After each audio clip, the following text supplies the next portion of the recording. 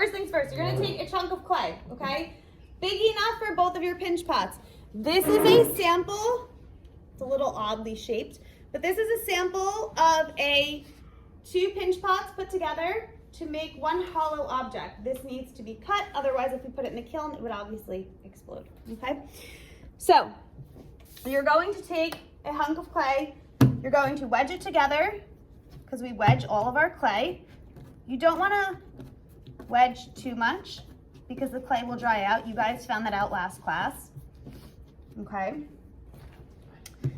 And then you're going to decide, not really a decision, but you're going to try to get your clay to be 50-50 because you want to have even pinch pots. So you're going to take some cutters, or you can use, on the wedging board in the front of the room, there's like a wire holding it together. It's kind of making like a little triangle.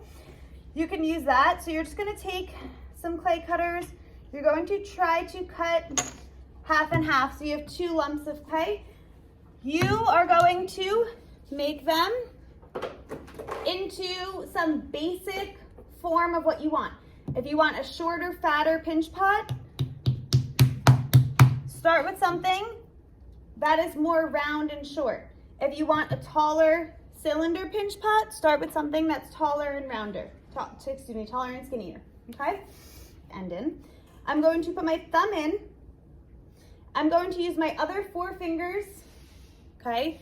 And I'm going to pinch like this around my clay. I'm making, right, a shorter, fatter pinch pot. So I have here my sketch. We start with a lump of clay. Put your thumb in.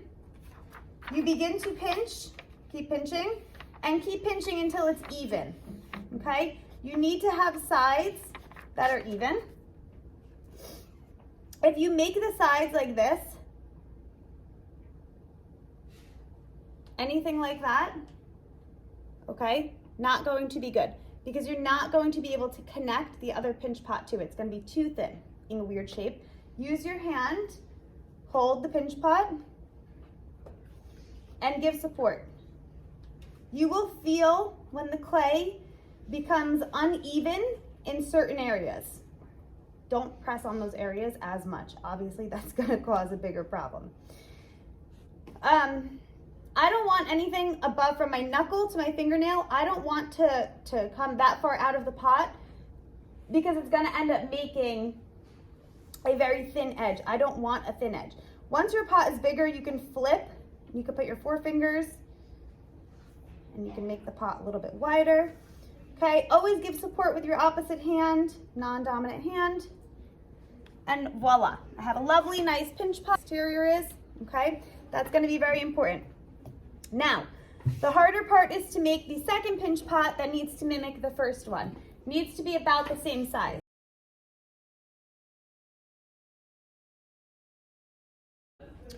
The more you touch the clay, as we learned last class, the more likely it is to dry out. You do not want your clay to dry out. So once you think you have an even thickness all around your pinch pot, and you guys see that I'm healing this, as I'm working, I see some cracks. I'm just going over them, okay?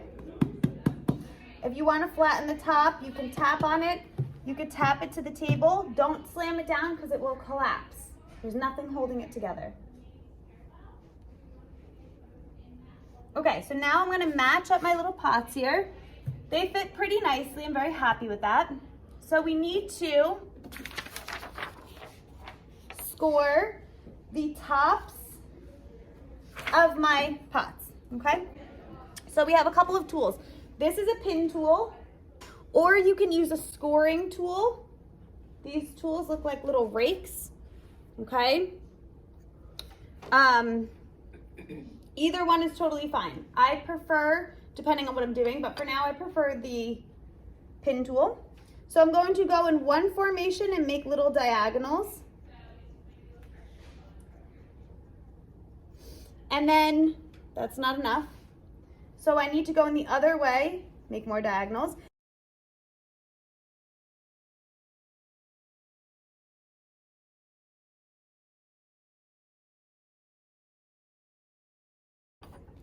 All of the slip should be some type of like yogurt-y consistency. If it needs to be mixed, mix it up, that's fine.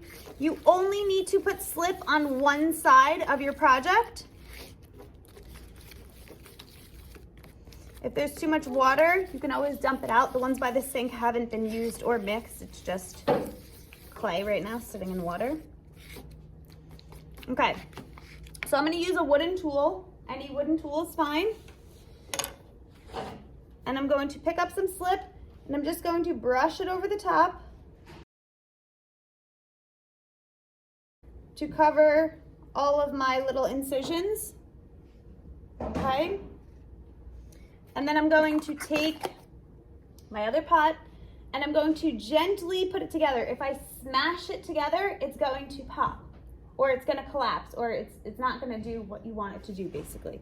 So you're just gonna slowly put them together, press evenly from both sides. This is not sealed together.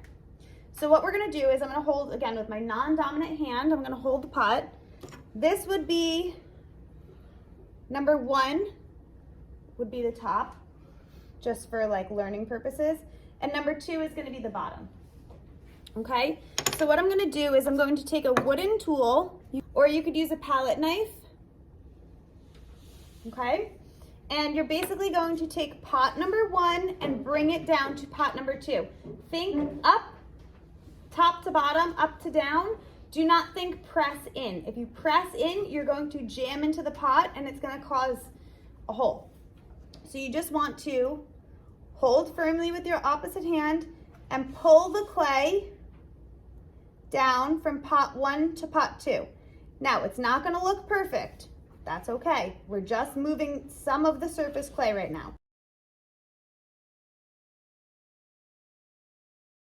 Now, we're going to take, this is pot number 2 still, because I haven't moved this, I haven't like flipped it around or done anything with it. So we're going to take pot number 2 and bring it up to pot number 1.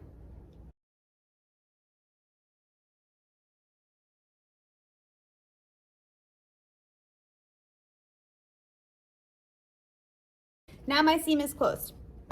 This is a rubber rib, okay? So there's a clear flat side and there's a clear rounded side. I hold the flat side toward the palm of my hand and I use the rounded side to smooth out my work because I'm making something that's round. So you want to use the rounded side to smooth out your work. So I'm going to take this. There's metal ones as well. The metal ones work almost even better than the rubbery ones, okay? This one happens to be very flexible. Some of the rubbery ones we have are old and they don't flex. The metal ones always have like a good camber or flexibility.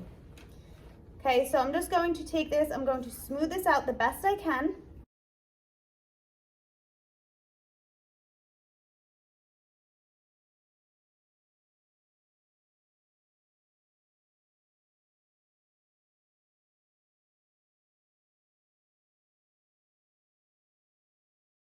We'll end up with some type of hollow ball. If I put this in the kiln, it explodes.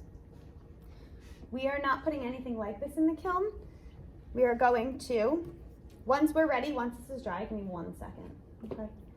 Once this is dry and we're ready to cut into it, the first thing you do is draw your pattern. Once you're happy with what you've drawn, you go all the way around, okay? You want to make sure it meets up nicely. I'm not cutting through, I'm simply just drawing. So guess what? If it's a failure or it doesn't look good or I don't like it, I quite literally just erase it, okay? So if I'm happy with that, that's great. If I'm not happy, I go back to my smoothing tool and I make it go away. If you cut through the first time around, it's over, okay? There's no going back. So nobody should be cutting through, number 1, when the clay is this wet.